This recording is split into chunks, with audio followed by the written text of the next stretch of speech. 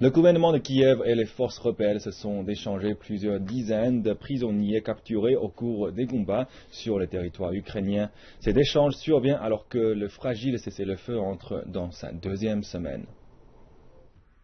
L'échange s'est déroulé à 20 km au nord de Donetsk.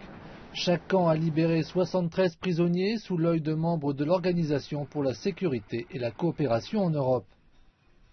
Nous étions encerclés, nous avons dû nous rendre, on nous a dit rendez-vous dans une demi-heure, tout sera détruit ici.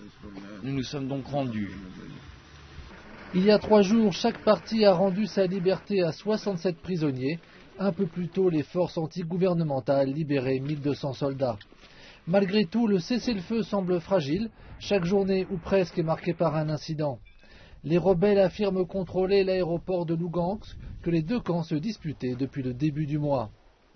À l'occasion d'un défilé militaire ce dimanche à Lugansk, des combattants armés dirigeaient un convoi de véhicules militaires dans les rues de la ville, agitant des drapeaux de la République populaire autoproclamée de Donetsk et de la République populaire de Lugansk. Des hommes qui se sont engagés à poursuivre la lutte. Ici, beaucoup de choses sont instables, mais nous nous battons bien, on ne peut pas le nier. Nous avons gagné jusqu'à maintenant et nous continuerons.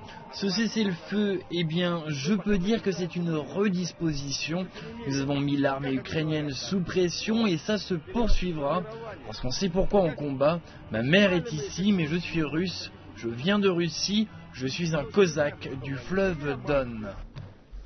Un peu plus tôt, Petro Poroshenko, le président ukrainien, avait proposé une plus large autonomie à l'est de l'Ukraine.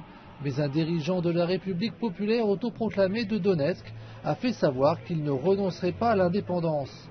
Le conflit qui perdure depuis la mi-avril a fait plus de 3000 morts.